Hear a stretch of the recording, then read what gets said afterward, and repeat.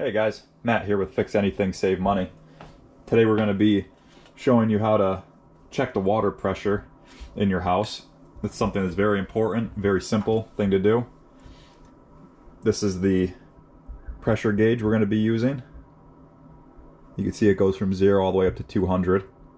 So a pressure that you generally want to see is anywhere between 30 to 80 psi.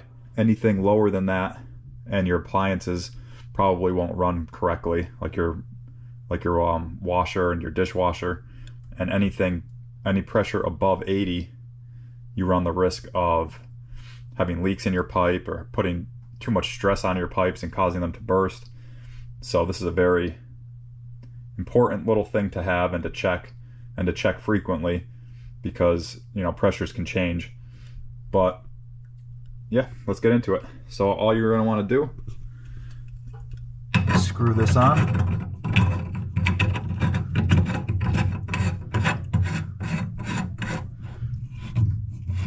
And before you turn the water on, you just want to make sure, double check that there's no other water running anywhere in your house, because that'll affect this reading. It won't give you an accurate reading if there's any other water running. So once you're sure there's no other water on in your house, you just turn this on, leave it on, and you can see it automatically goes up to the pressure. We're sitting just below 80, around 70, 75. So that's a acceptable pressure. And then you just turn your water off. Take this out. Now if you do this test and your pressure's too low or too high, I'll show you how to adjust that at the at your water regulator next to your main water shutoff in your basement or wherever your water line is coming in at your house.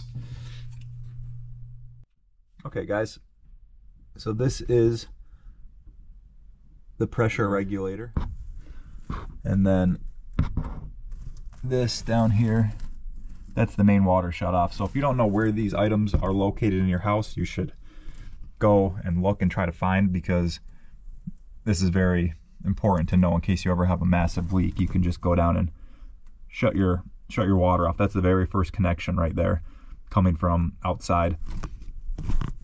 So this is the pressure regulator, and if you have low pressure and you want to increase it, that's the screw that you turn, and if you loosen it, it'll create more flow, so your pressure will be higher.